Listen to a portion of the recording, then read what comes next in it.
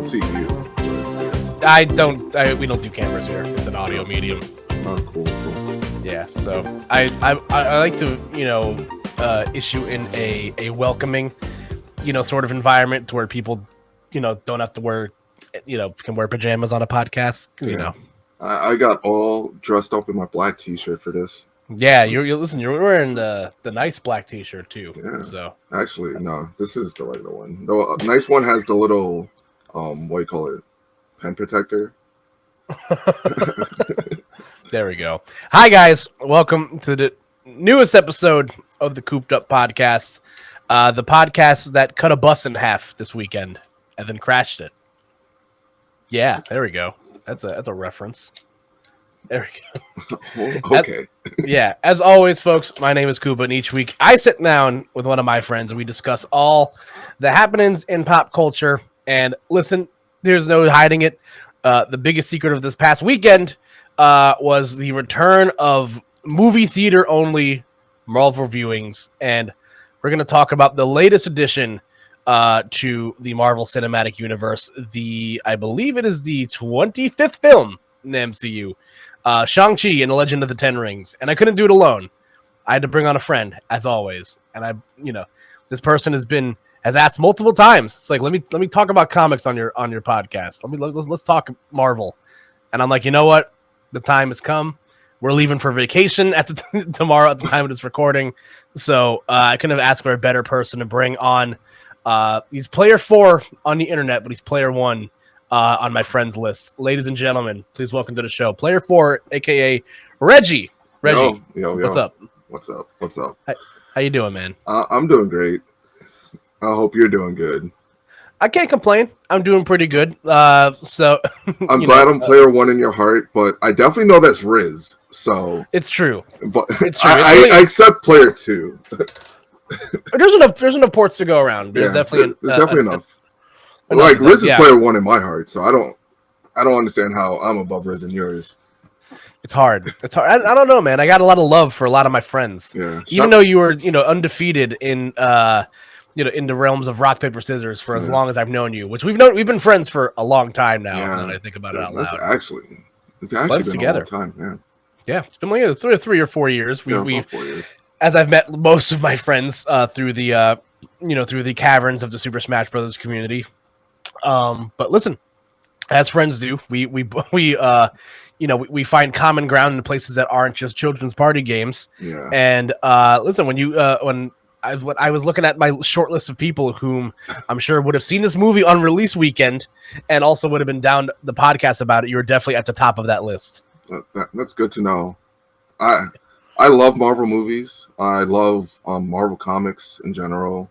Also DC comics. I do like DC movies. Like the good ones when they're good. Like when they're good, I like them. It's like I don't want DC to fail, but I've always wanted a medium to like talk to things with people, and like a few of the people I also play children's parties game with don't watch the movies or like play it, and I just rant for hours so about like how much I enjoy this. It's wild, right? Yeah. But so on the subject of DC movies, since I actually didn't do a podcast about it, did you like the Suicide Squad? I did like the Suicide Squad. So it's Guardians of the Galaxy feel because it's done by James Gunn. Sure. But it's like it's what the Suicide Squad should have been the first time. It feels like, and I just wish that we got like a movie like that because I think the failing of the Suicide Squad, the first one, initially killed the DC universe. Yeah, that's a pretty good way to put it. Like, it's funny when like I saw that movie I saw the original Suicide Squad in theaters when it came out like 5 years ago. Yeah, and I was like, yeah, this movie was all right. I didn't realize until like years later, I was just like, yeah, this sucks. No, this movie was really not that good. So I saw the movie 3 times in theaters. Oh my god! And I hated it every time. So the first time I watch a lot of movies every year, not just Marvel movies. I watch like pre-pandemic. I used to go to movies every week. I was an AMC A Stub member I like the A-list. I have free movies. I went Damn. every week. Look at him go. I saw every movie in theater. Like I could write stuff about movies if I wanted to. But like, so I had a friend that saw the movie. He saw the pre-screening of it. Like he saw a test viewing of the original, and he said it was a great movie. I'm guessing this is the Ayer cut, or what would have been it. Then we went to see the movie, and it came right around my birthday. That's how I know, with a bunch of my friends, and it was probably one of the worst movies I saw that entire year, like an entire year span. And I remember I talked to my friend. He said, "I don't know what I just saw. That's a totally different movie." And then I went with my girlfriend at the time because she didn't believe me on like how bad it was a movie, because I went with a group of my guy friends from high school, and I'm like, "No, babe, this movie sucks." She's like, "No, it can't suck. It has Will Smith, Margot Robbie. They did another good movie. I think they did like that heist movie earlier." And they're like, "Oh man, this movie has to be good." And I'm like, "No, it's gonna suck." Went to see the movie, probably sucked even more. So that is so funny. Third time is I had to go. I'm like, okay, there's no way I'm going back to this theater. I used to work at like a home with people like mentally ill, and we take them out to the community. So this time it's like, yo, Reggie, because I'm one of the younger people there, you want to go to the movies with them? I'm like, okay, we're just gonna see something random, Suicide Squad. I'm like, okay. Did your opinion change the third time? No, with old people. It gets worse every viewing. I believe you. That's so funny to me. Like, and this was like 5 day span. That's insane. I think the most I've ever done. Oh my god, what was it? I think so. I saw The Last Jedi twice in the same night because I double booked myself. Like I went with one group of friends, left the theater, walked back in the theater to like the same theater I was just in. I think because I went out with one of my girlfriends at the time. Yeah. So I accidentally double booked myself. So I watched that movie twice in the same night, which was ridiculous. I would highly recommend not doing that ever again. In regards, it's also funny how like your girlfriend that was like, no, it has Will Smith in it. It can't be a bad movie. That's not necessarily a great benchmark for if a movie's good or not, because like where Will Smith is so like feast or famine as like an actor, like like the movies for every great movie that Will Smith does, there is a pile of dog shit that he's also done. So like it's you have a 50-50 chance that this movie, those movies are going to be it wasn't just Will Smith, it was Will Smith and Margot Robbie. They did a movie together. I'm forgetting the name of it right now, but it came out earlier that year or late that year, because I think Suicide Squad comes out in February. This movie was like November. Oh, was December. It Focus? That's what the movie was. Focus, yeah. And we I saw heard that movie movie was pretty good. Yeah, we saw that, and it was pretty good. So we're like, this is a good duo. This is probably going to be the central focus actors for the Suicide Squad. They had good chemistry, so it should translate. Yeah, but unfortunately, the movie was a hot mess. I agree with you though. I thought the James Gunn Suicide Squad was pristine. It was great. I loved it. It was a rollicking good time. The only bad thing is that, and here's a spoiler warning for the Suicide Squad, a movie that came out a month ago that you probably should have seen already. Yeah, I don't know how you didn't see it. Yeah. The only thing that'll make me sad is that if they ever do another Justice League movie, we won't get to see the Justice League fight Starro, the Conqueror, because that's like one of my favorite like random DC villains of all time. Yeah, I think that would suck immensely, but DC doesn't know what they're doing, and the point like they put out reports like they don't know if they're in the shared universe or not. That's weird. Yeah, so they're in a weird place. It's like, so like how I'm forgetting Deadshot. That was like yes, Idris Elba's character is like said, "Oh, I shot Superman." It's like we don't even know if it's the same Superman, to be honest. Yeah, no, that's true. That's very true. So I don't know. Hopefully DC. I would love a universe where DC can figure their shit out. Yeah, apparently the Flashpoint movie coming out is supposed to fix everything, but again, they like they want to make the Joker movie canon that they put out because it did so well. But then, That's like so the weird. old Batman movie, they also want to make him. There's a lot going on with them.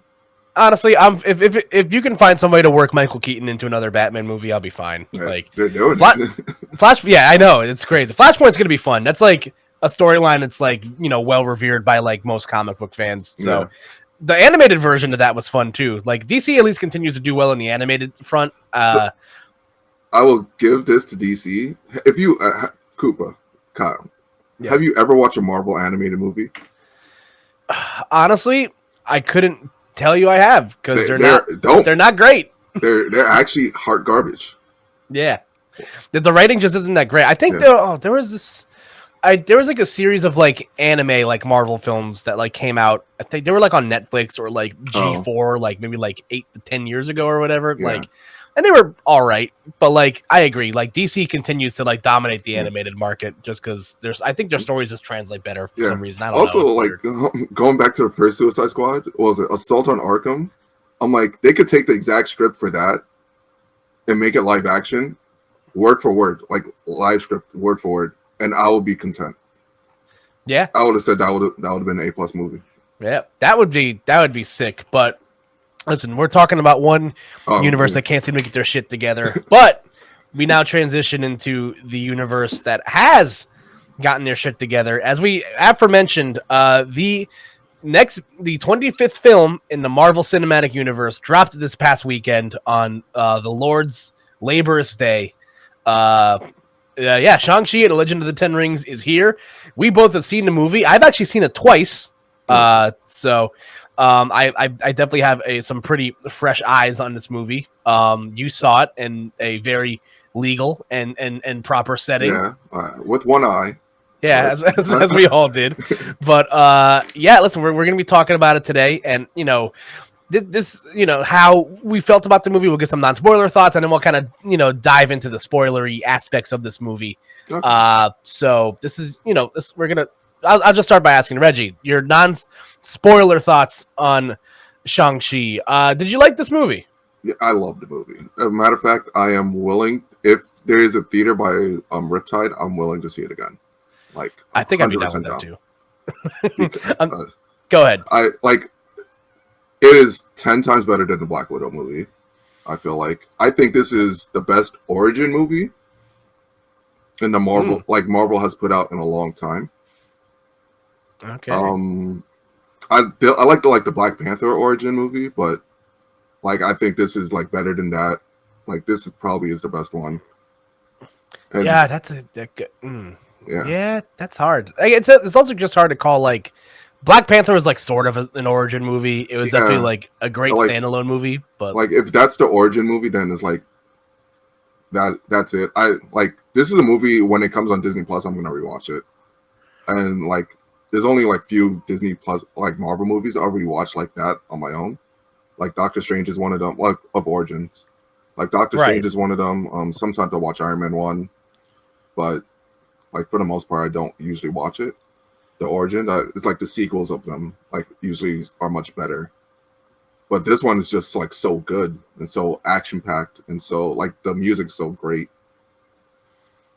Oh yeah, like there's you echo a lot of the sentiments that I feel. I definitely am willing to put it up there in the the upper echelon of origin stories. I'm even willing to put this movie like it's definitely in my top 10. Yeah, same on the second viewings, and it might creep into my top 5. This movie is great. I like it that much. I think I love martial arts films.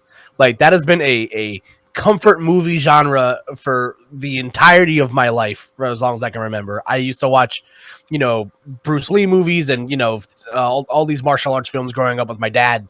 The Rush Hour franchise is like one of my favorite movie franchises ever. Yeah, like Rush Hour 2 might be one of like my favorite like comedies. Rush Hour 2 is actually my favorite movie. That's a good choice for a favorite movie. Yeah. I vibe with it. I dig it. It's definitely up there on my list. But I thought this movie was it was fantastic. And as much as I like Black Widow the character and I've loved Scarlett Johansson's portrayal of this character, Black Widow, it was just so I don't like prequels. Number one. And I think that movie should have came out like 5 years ago. Okay. If anyone really wanted to give a shit, it just felt too far gone for me to really care about a character that I know is going to die, like Yeah. Soon. Yeah. So this to me feels like the official bringing in of Phase 4 in regards to the movies, because even as great as the TV shows have been, like outside of Loki, with the big reveal of Loki might be the one that sets off the multiverse. It's not a lot of those shows have been like required viewing to like really understand what's happening Yeah. in Phase 4. You should watch those shows to have a better understanding of what's going on, because then you'll be very confused. So what they say is like they say the shows aren't required viewing, but they're enhanced viewing. That's what they're trying to make it like. So yeah, that makes sense. So they don't want like you to watch only the movies, and it's like, oh, I don't understand what's going on at all. It's supposed to be like, oh, because I watched the show, I fully understand the greater grasp. It'll be like if you had a comic book, it's like a tie-in comic. Oh, that's what they want the shows to feel like. That's a good way to put it. Yeah, because you don't. I'm sure you'll be confused if you watch hey, why is the Falcon Captain America and why is Wanda suddenly evil? Question mark. Yeah. You'll definitely be a little confused, and especially with how they're trying to juggle the whole multiverse thing, it's going to get a little complicated. Moving forward. Well, like Captain America, Wanda being evil is like weird, but I think Captain America, Falcon being Captain America, you see him get the shield at the end of Endgame. Spoiler if you didn't see Endgame. Yeah. And you're watching this podcast, like I don't know what you're doing.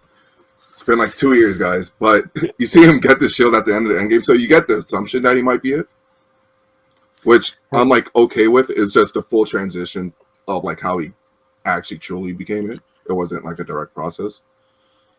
And then you can assume like Wanda's grieving because of Vision's loss, and Doctor Strange 2 is not out by when we're making this podcast, but it's like in a COVID-less world, that movie would have been out already. Yeah. Things would have made a lot more sense. Yeah, it would have been like, oh, it's like, oh, maybe the grieving of Vision causes the X to happen. The second she starts talking about her kids, though, I was like, yeah. People are gonna be like a little confused. Yeah, but like, who in the world's Bobby? Yeah. That being said, though, what I love about Shang-Chi, and I think it's a problem that Marvel has had, because as great as the MCU is, and as great as that Kevin Feige and company have done of weaving all these stories into one bigger monolith of whatever the hell their plans are, some of the movies tend to feel like individualism is kind of lost with some of these films, especially with so many characters. You're seeing a lot of characters cross over into films, i.e. Doctor Strange and Spider-Man, who knows who might show up in the Eternals, so on and so forth. No idea. Yeah, same. I know. I've watched those trailers like 8 times. I know dog shit about those movies. I have no idea what's going to happen, but I digress. But what I love about Shang-Chi is that it does a great job standing on its own 2 legs, which is hard for a movie this deep into the MCU. It does a great job as an origin story. They acknowledge that the blip happened. They don't dwell on they're not name dropping any Avengers or whatever. The movie does a really the directors did it Destin Daniel Cretton did a really good job letting this movie breathe and be its own thing, a celebration of Asian culture and representation, and it crushed it on all fronts to me. Simu Liu, bona fide action star. Yeah. I think this dude's great. Like if he becomes like, I don't know, like a modern day Jackie Chan where he has like range of doing the karate movies but also doing like the serious stuff and the dramas, and he's also very funny as an actor. I think he was great. Aquafina is one of my favorite actresses and comedians. I knew Aquafina was going to be funny in it, and she'll have the funny, but I thought he also had so many funny bits. Yeah, that just took me by surprise. Yeah, he was on a sitcom for a while. I think it was called Kim's. Yeah, he was on a show called Kim's Convenience. Oh, I know of the show.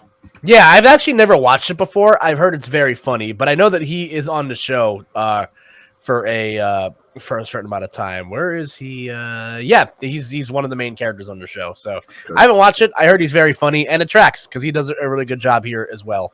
But yeah, listen, the movie is great. It really stands on its own 2 feet. Great cinematography. The fight scenes are awesome, which is what you look for in a martial arts film. It has a top 5 post credit scene of all time. Oh IMO. yeah. The post credit scene is bonkers, and I just want to say this with my whole chest: the fact that there are still people who leave before the credits are over in a Marvel film in 2021. What's wrong with you? I feel like they don't know. I feel like those are the people that like, yo, I think this is the movie people are talking about. Let's go see it. Like they just don't know. They're actually the how people. Though? They're actually the people living under the rock. It's like, so funny to me because like that's all like literally. That's like all the articles talk about sometimes. It's like, because that's where you're going to get your meat and that's where you're going to get your connective tissue of how things blend into the bigger universe. So like, imagine going to all these Marvel films and never seeing a post-credit scene. Is just like, like it's so weird to me. But yeah, the post-credit scene was great. I look forward to seeing Shang-Chi in whatever comes next, whether it's, if there's another Avengers film in the future or whatever. But the movie was awesome. And now, this is your last warning. We are going to be talking spoilers for Shang-Chi and Legend of the Ten Rings. Spoilers. If you don't want to be spoiled for what's going to happen in, go see this movie in theaters. It's my spoiler-free recommendation. It's, if you can safely do so. I saw it in a rented out theater, and then I also went the other day to see it, in a like a smallish movie theater by me. Go watch it. If you have the means to do it, please do. So, we're gonna get into spoilers now. Where do we want to start, spoiler wise? We might as well. You want to work backwards? Post credit. No, yeah. Let's talk about the bigger. Let's talk about the bigger picture stuff here. I think that's the stuff that people are gonna fall for. Number one, so we go through the course of this movie. You're led to believe that, and then for an extent, it is Shang-Chi versus his father, Tony Leung, otherwise known as Wenwu, aka the Mandarin proper in comics. And we can talk a little bit about that in a second too, because that's a funny one. I thought that was a lot. That whole dynamic was great. Marvel's really pushing the whole family bit. Yeah, I've actually noticed that. It's actually been a big thing they've been pushing as of late. Yeah, and especially in an era like where Marvel has still struggles to really write their villains well. Yeah. I thought the Wenwu and the Mandarin was fantastic. It's a shame that he dies at the end of the movie, but so that's also Marvel's biggest problem is they killed off the villain, and I think it's either the villain's really shitty or the villain's really good, but the villain's gone at the end of the movie. So it's like, shit. I kind of wanted more of this guy. Yeah, I don't know. Maybe there'll be some scenario where I don't know, maybe Wenwu's not really dead or something. Nah. I'm not really sure. I know nothing about I know nothing about the he's very much dead. He's gone. His soul. Yeah. I know really nothing about I really don't know much about the character of because I think Wenwu is well, I know because the Mandarin is still sort of a different off character than it's than Wenwu. He's a combination. So Wenwu is a combination of characters from what I remember, right? Off the top of my head, but it's because he lived for so long, and they just combined a few two characters and made him. And the actor does a really good portrayal of just being. I feel for him, he was evil at first, and then he became good because of his wife. And then he gets corrupted by this darkness. But when Wenwu, it never comes back. I don't think there's a way to revive people, and there hasn't been shown a way in Marvel outside the multiverse. But yeah, I will say it was definitely a pleasant performance. But again, the big bad of the movie is this giant CGI Zubat looking thing that sucks the souls out of people, and then Shang-Chi does this Kamehameha wave, quoting the Aquafina directly from the movie to blow it up. And but we learn in the post-credit scene where this movie kind of blends into the bigger universe. And number one, we get introduced in the middle of the movie that Wong, when he's not at the at the car montage is fighting in a fight club Yeah, in the middle of China. he does it for recreational sport Yeah, and against.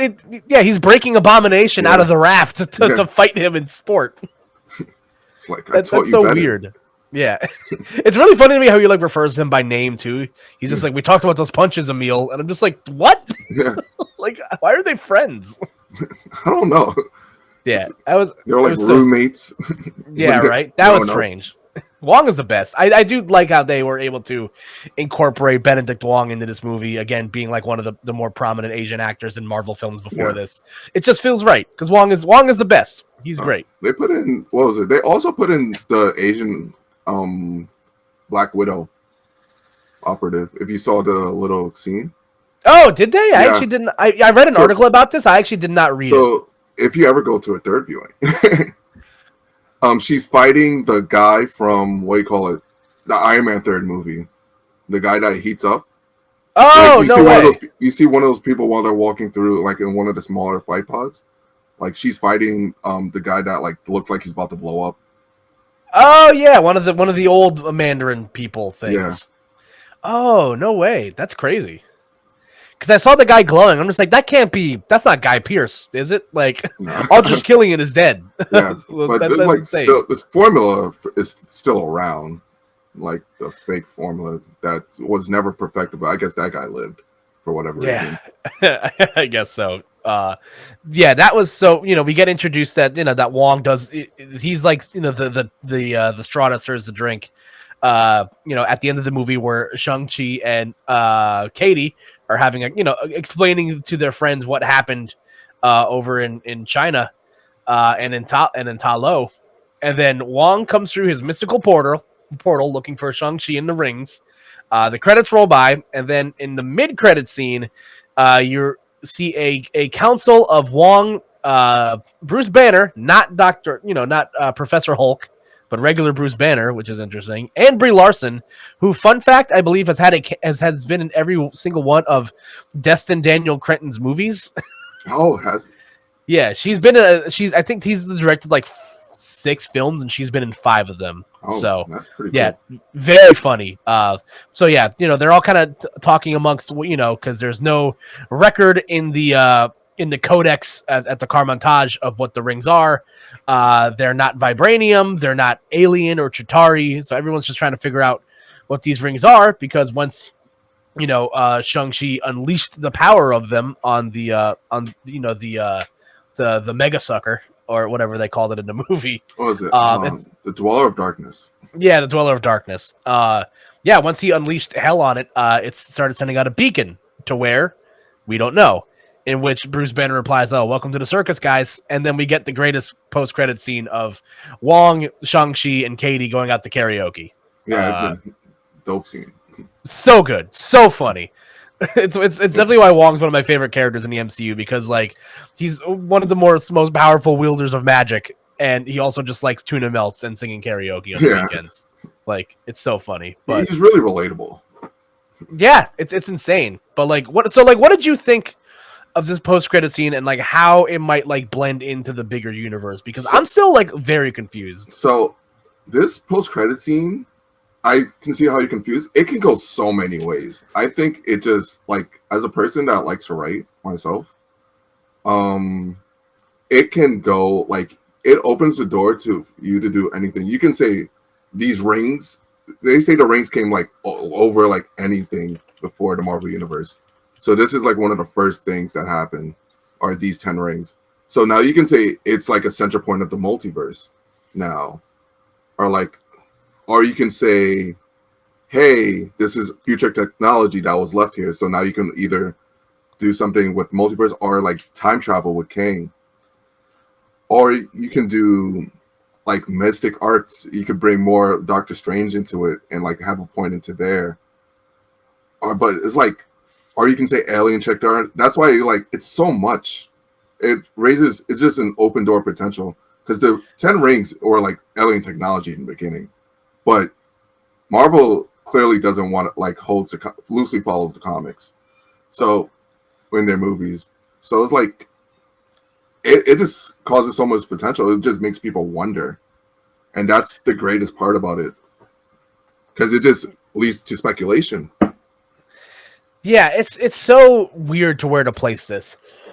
And it is kind of nice to like, sort of see like where the big picture things are going, because Black Widow kind of sets stuff up, but like it was mostly just Julie Louis-Dreyfus, who we like, knew Yeah. existed already, and she's setting up the Thunderbolts. And again, there might be some more setting up stuff with the actual post-credit scene, because there's 2 scenes in this movie. Yeah. So make sure to stay for all the credits, which is like, I always feel like such a moron just like waiting to watch all the credits scroll, because I never know. You know what I do during the thing? I just Google it. I literally say X movie post credit scene, and then it'll be like, yeah, 2 post credit scenes or 1 post credit scene. I'm like, okay. Oh man, that's funny. But yeah, so like you said, there's definitely a lot of avenues where this could go. It's because I know that they definitely took some liberties with the 10 rings in the MCU context of things versus how they are in the comics. The Mandarin rings are a very different entity. The 10 rings themselves are like probably my like favorite like MacGuffins in the MCU right now. Yeah. They are so cool. Yeah. When he's like whipping him around like that, like using him to like launch himself off the ground like he's fucking flying. That shit's so fucking cool. Yeah, it's actually pretty dope. Like that he's just doing it. He's just like flying around like that. And it makes me wonder, like, when's the next Avengers movie? When I was watching it, I'm like, man, I just can't wait for the next Avengers movie. And like, I don't know who the big bad, because I don't think Kang will be the right away big bad. For the next I don't think so either. That's why I think the angle they're going is still the Young Avengers. I think that's what they're gonna. Well, I don't even know who they'll fight, so it's like.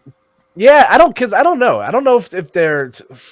That's so weird, because like the thing about the Jonathan Majors of it all is that, Jonathan Majors can really be like anybody moving forward. Yeah. Like in Phase 4, like there's because there's the whole variant angle of it, that there's a whole skew of angles that they could go where they can just cast them in whatever the fuck they want, and I feel like they will, especially for those bigger movies. But listen, we know that the rings are alien, they're foreign, we don't really know what they are. Maybe I've seen some things that are trying to be like, oh, maybe it'll tie to the Eternals, because the Eternals have been around for millions and millions of years since the beginning of time, and maybe that they'll shed some light onto what the 10 rings are and how they got there, and how it all bleed into the big picture of things. It just makes these next 2 or 3 movies just like so pivotal, because it's really going to make clear up the picture of how things are going to go. So if anything, I'm so excited for the Eternals, because I know jack shit about how those movies are gonna like play into the big scheme of things, because they literally the trailers are so, I don't know, like it's so random. Nothing. So yeah. Speaking of the Eternals, real quick, that's the first movie, other than like maybe like Thor 2. I felt like, man, this actually might be a bad movie. Really? Yeah, I'm actually not a fan of the Eternals like as a comic, but it's like I'm going into the movie like, man, I'm not excited for it. It's the only one. Wow, that's interesting. I hope it does well, but I think it's like the first time for a Marvel movie I'm like, I guess. That's an interesting take, because like I feel like when Chloe Zhao won that Oscar, like that was just gonna make the marketing for this movie like blow the fuck up, because I was just like, oh, like they'll put that in the next trailer or whatever, and they did, and it's great. Chloe Zhao is a phenomenal director. That I already forget the name of the movie. I watched it. I liked it a lot.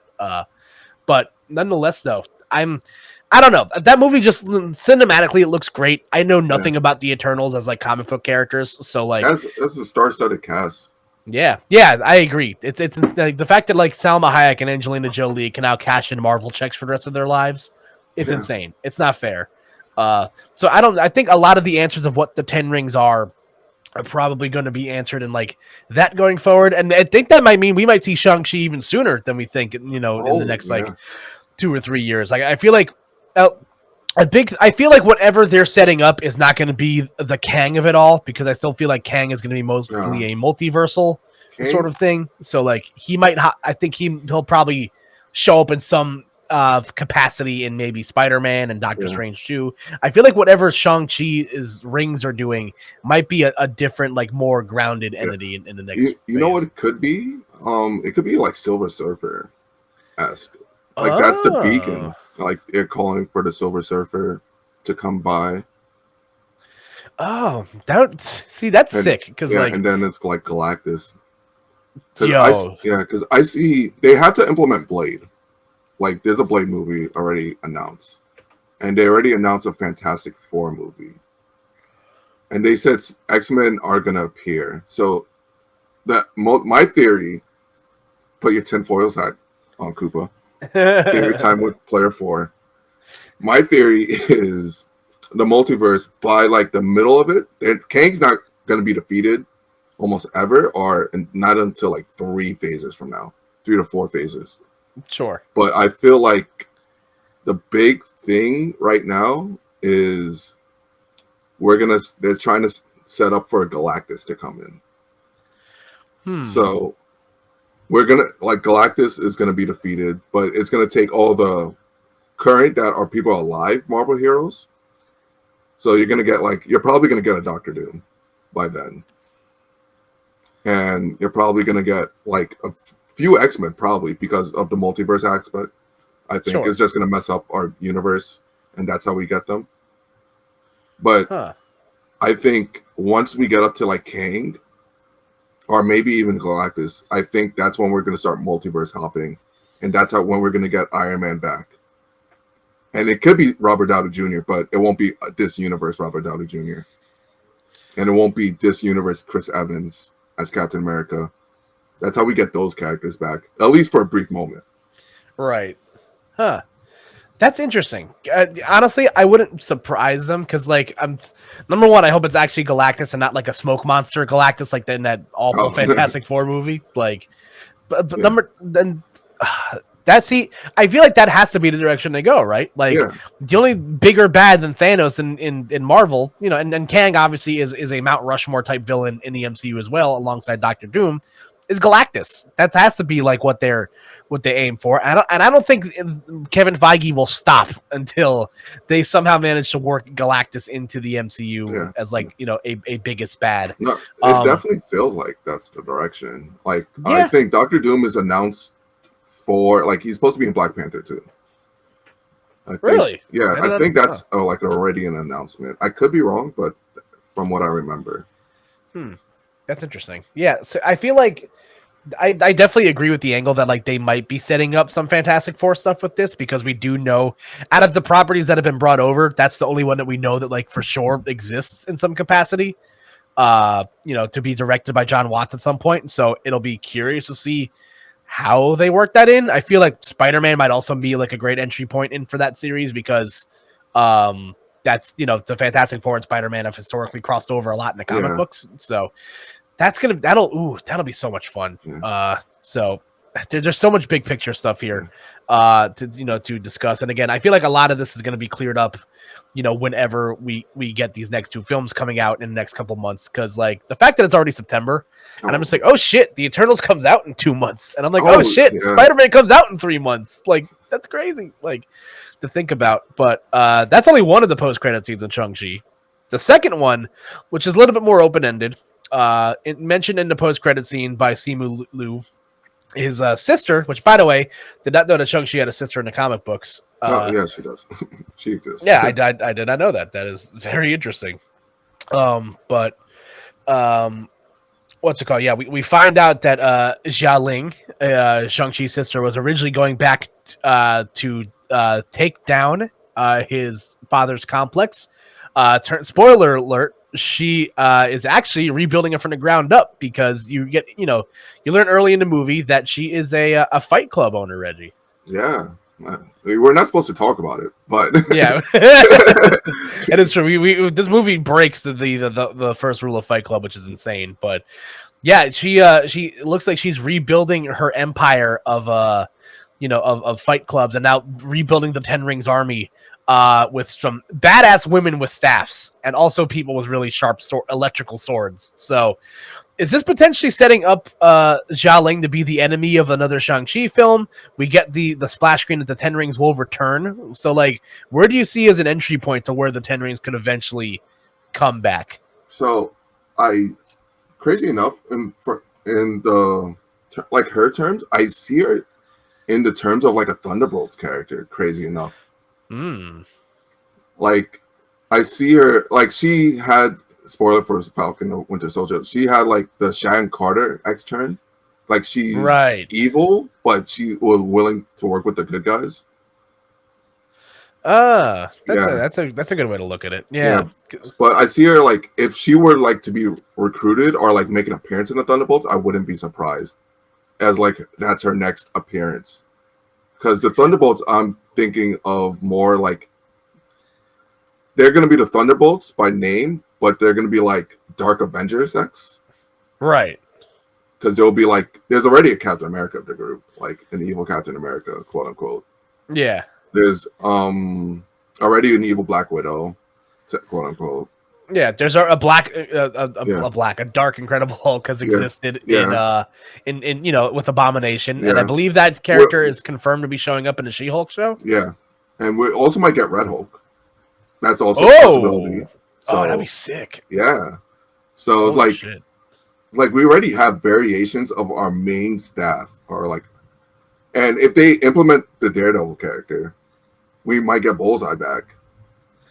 Oh, dude, that would be so sick. Because he doesn't die in the end of that series. If you watch the series, and spoiler. Yes. Spoiler for a Netflix series that no longer exists on the platform, I think. Yeah, nope. Yeah, that sucks, man. Those shows are great. Yeah. Well, Daredevil and Jessica Jones were great. Yeah.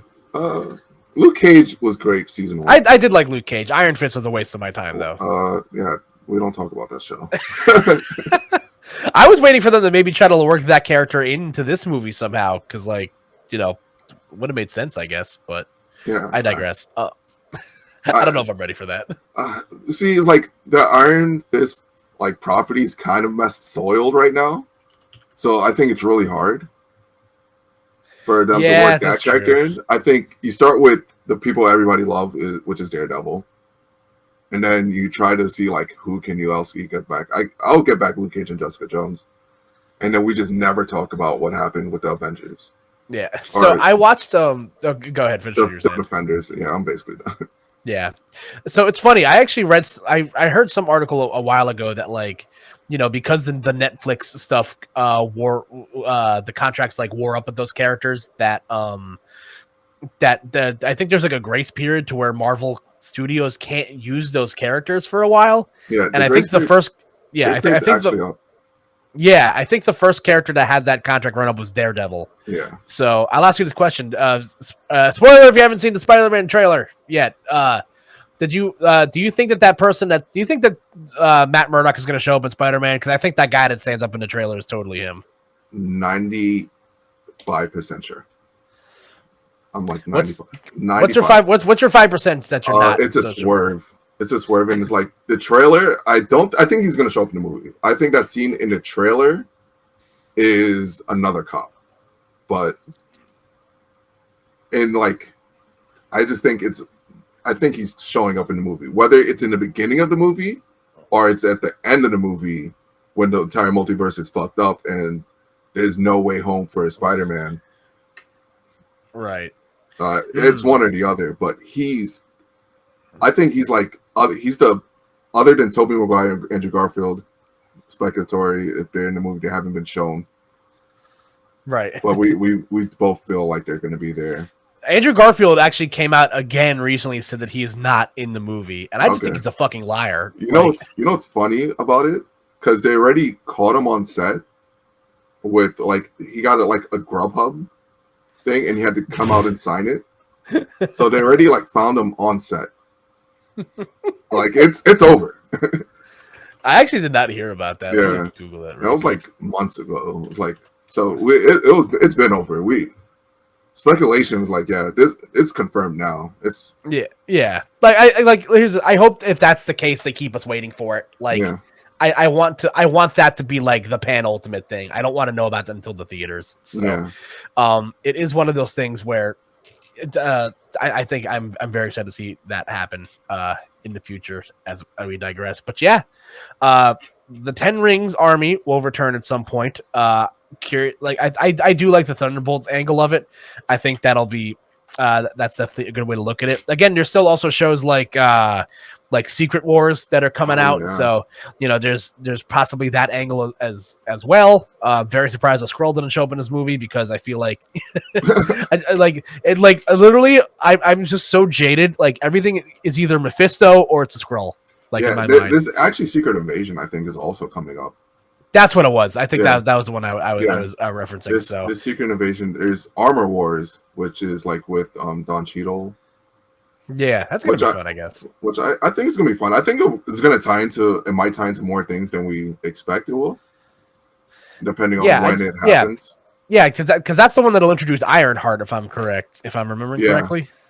Yeah, that'll be fun, and like that's why I just feel like Young Avengers is like so very much in the forefront of yeah, Marvel right now. Like they've slowly introduced all these characters. We're gonna get Kate Bishop.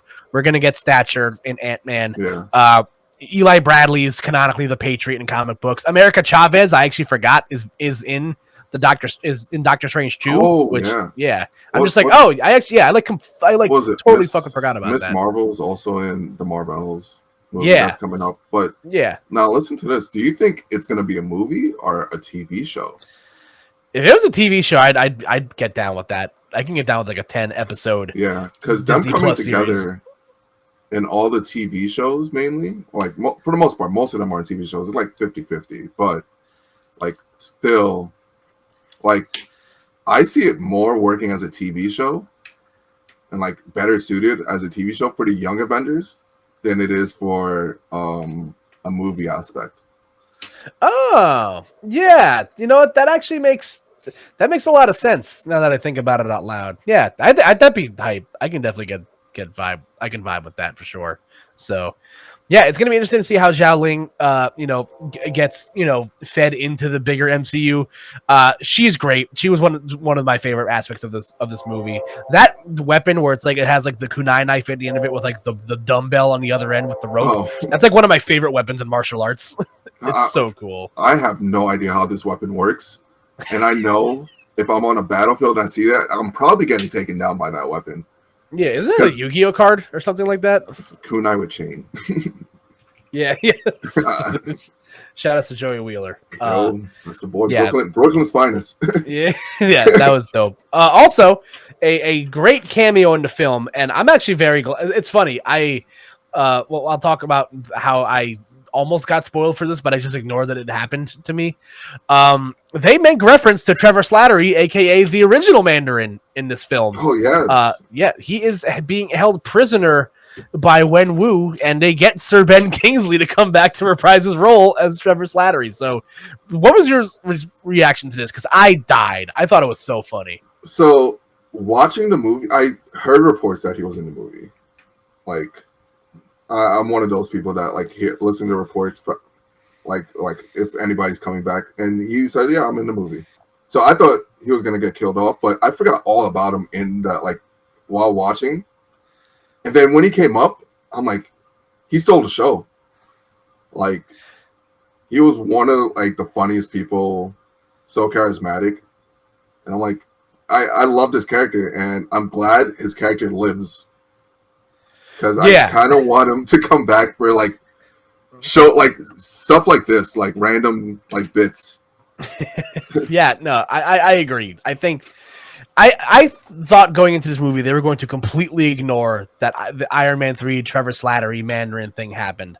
I truly thought they were just going to move past that. It was a failed experiment on Marvel's part to try to whitewash this character. I thought they were just going to ignore it, and then they doubled down on it. They brought back Ben Kingsley to be in the movie.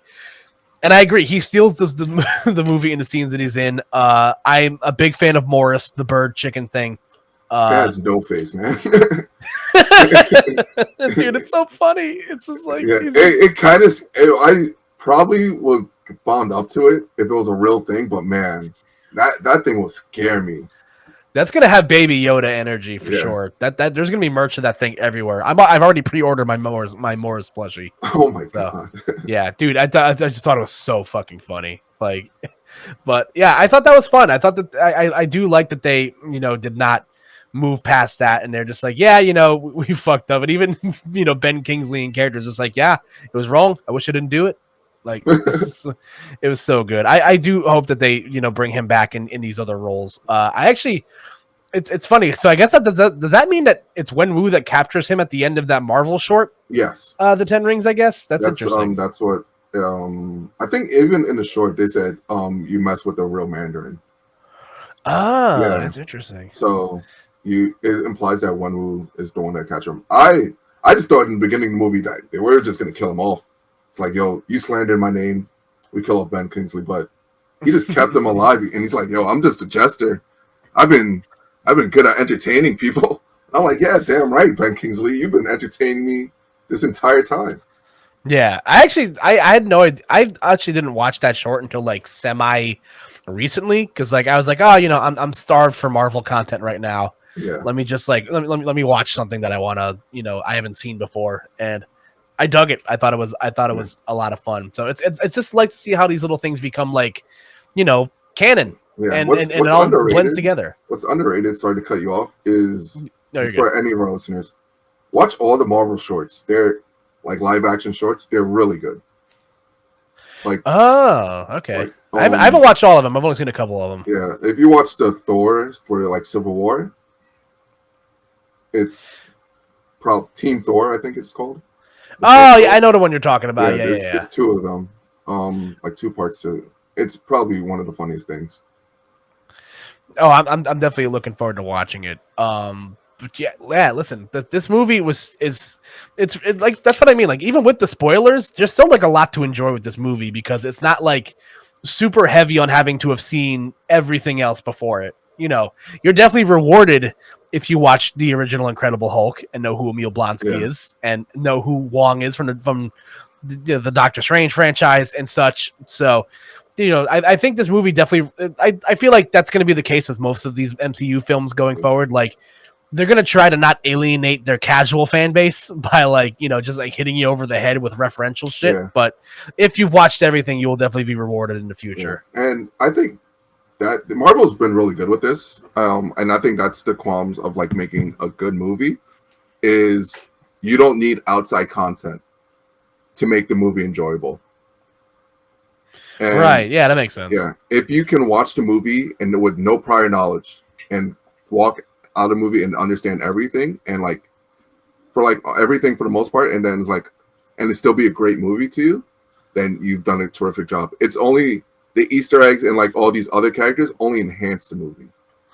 Yeah, and exactly. And I think when Marvel does crossovers like that, like even Civil War, like you can understand the movie for the most part. Without like watching other ones, or like even like now Civil War is probably not the best one. Winter Soldier, because other people come over, and like for the most part, like almost all of them like line up. I think the worst one with it is Endgame. Yeah, that's true. Yeah, that you need like other context, or you won't enjoy the movie. And I think it's like an okay movie. I think it's an okay viewing. Like. I just don't think it's a good movie. It's like to that part because it doesn't hold up on its own. Yeah, I've heard other people say that about Endgame. Just like I've seen some takes where people are like Endgame's a bad movie. I'm just like no, like it's not. But it is definitely not a great standalone film, and it's also very hard to watch. Like that's a film you have to watch multiple times to like get the big picture of things. Yeah. Like I totally get it, and I feel like Marvel was unfortunately going to like kind of screw themselves. Yeah, in a sense. They cater to the fans a lot, and I'm okay with that for the movie. Like Endgame, the movie, I love like what they did. I just don't think there was a way for them not to do it without it relying on another medium. Unfortunately. Because that's like the point of the movie. Yeah, like, you have to watch this entire thing. Yeah, it's hard. It sucks, but nonetheless, though, It's still a fantastic movie. All the Avengers films are it's hard not to like them, Yeah. even on like a casual level. They're just And great. back to But Shang-Chi is like that's why yeah, it's so great. Is like it's an origin film with so many cameos that stands on its own, and like you didn't even notice the Black Widow cameo, and that hyped me up yeah, because it was like all these things. It's like, man, this is such a connected universe yeah. that's I going can't on. believe I missed that. That's Yeah, crazy.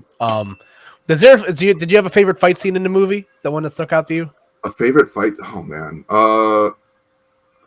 I guess the beginning one when he's on the train bus. Yeah, It's such a good fight scene that like I would rewatch it. I would like if I could find like a clip on YouTube of that, I would rewatch it automatically yeah. when it comes up Oh because yeah, that's such a good scene. And I also do I like some other like scenes here and there when I guess the Jack. I want to put like the Rush Hour 2 scene when they're like on the side of the building fighting. That's I yes. thought exactly Rush Hour 2. I'm like, man, That is this literally exactly what I said in the theaters when I'm watching it. Like I see Aquafina like hanging off the ledge from the bamboo, and I'm just like, bro, this is. I went to go watch with Riz and a few of our other friends, and I'm just like, bro, they literally did this scene in Rush Hour yeah 2. It is hilarious. This is yeah so good. But yeah, I love the bus scene. I'm a big fan of like combat and like moving places and like tight corridors yeah. because like that scene felt like a lot like a Daredevil fight scene where like Oh yeah. yeah, like you're fighting in a hallway from like this like third person point of view, and it was super sick. You also get a great cameo from the do a backflip guy from Spider-Man: Homecoming. Oh, that's who. So that's who it was. Yeah, He looked familiar, and I'm like, I guess he might be just like a YouTuber or something or a Vine person that they yeah, just put in the movie. I'm like, it's so funny. Like I saw that, I'm just like, wait, I've seen this guy before, and then like someone on Twitter posted a clip, and it's like Spider-Man do a backflip, and I'm just like, oh, that's the same guy. So like, I hope they try to like integrate that guy into like other like just like random films because I think yeah, that'd be hilarious. Like make him the new Stan Lee. no, No. All in all, though, this movie was amazing. I highly recommend everybody go watch it. Like, I'm definitely in the mood to just like watch the martial arts films for like the next like few weeks. yeah, Like, it's just it was absolutely fantastic. And listen, like I mentioned, we're only a few weeks away. A couple months away from the Eternals, and to where that's probably going to unlock a lot of weird stuff to see how that blends into the bigger universe. Because again, it's a whole cast of new characters, and how is it going to blend into the into the big picture of things? So, again, with the shows are great. Everything is coming up Marvel right now. Disney is a monolith. Marvel is a cult. And I'm okay with that because everything's really good. You're watching What If? I'm assuming. yeah. I am watching What If. I did not watch this week's episode. Yeah, the title's really funny because like I like the way that the titles are just like what if like what if Captain Carter were the first Avenger. This one's just what if zombies. What I'm if just like, zombies? Yeah. it's so stupid. I But just see the thumbnail of like Peter Parker as it keeps coming up on my YouTube feed. Peter Parker with the cloak. yeah, I'm gonna have to watch this. I'm gonna have to watch this at some point. But yeah, listen, everybody, do yourself a favor. Go watch. Go watch Shang-Chi and Legend of the Ten Rings. It grossed over like $150 million in the box office on a weekend that is notoriously bad for movies. Yeah. May I remind you, Labor Day weekend is usually like a very bad weekend for films. And Shang-Chi absolutely just knocked it out of the park. Yeah, you wouldn't know that with Shang-Chi's numbers. Yeah, no, it's ridiculous. People show up for this stuff, man. This is revolutionary. So I'm excited to see how things go forward here. But we're about at the end of our recording time here, Reggie. Let the people know when they can find you. Thank you again for joining me today. You were a pleasure as always. I'm sure we'll be talking about shit more this weekend as we are going to be both be a Riptide this weekend. So let the folks know where they can find you. All right. So you can find me on Twitter at player underscore or PIR underscore for the L's and I. And you can find me on the same place as Twitch, even though I have not streamed in like 3 months, but I'm trying to get back to it after Riptide and make a good schedule. And I feel that. Yeah, those are the two places you can find me. Yeah, Reggie's a go-to Twitter follow. It's fun. It's good stuff. Good memes. Yeah, thanks. You still have that Dave Chappelle profile picture. Don't feel like changing it. I like at one point. So I don't know if you have a recorded time limit, but quick thing on the Dave Chappelle. You're good. On the Dave Chappelle picture. So I used to have the Carlton picture. Year one of when I made a Twitter, and then I changed it to the Dave Chappelle picture. And I said, after 1 year of making it, I said, and I'll change it every year. And I think I forgot after a year, and I'm like, I love the picture so much because he just looks at the comments, or like the picture just looks down at like whatever I post. And I'm like, man, I could just say some heinous shit, and I'll go back to it. I'm like, man, that's some crazy shit. It's so funny, man. I can't get enough of it. But yeah, listen, if you guys want to follow me on the internet, I'm at Koopa NJ across platforms, Twitter, Instagram, Twitch. Again, I'll be at Riptide this weekend. Me and Reggie are both not commentating. We will both be swimming in the pool and drinking. So I'll take someone's commentary slot. They won't know. Hey, they won't know, but I'll make an appearance back there. You always do. You somehow always manage to make that work somehow. But yeah, listen, we will catch you guys on the flip side. And I got another, you're going to get this podcast. I might scheduling it for Saturdays if you're coming in late to Riptide or whatever. Got another fun podcast coming out next week sometime, so stay tuned for that if you're into crappy reality television. So stay tuned. We'll catch you guys on the flip side. Take care, everybody.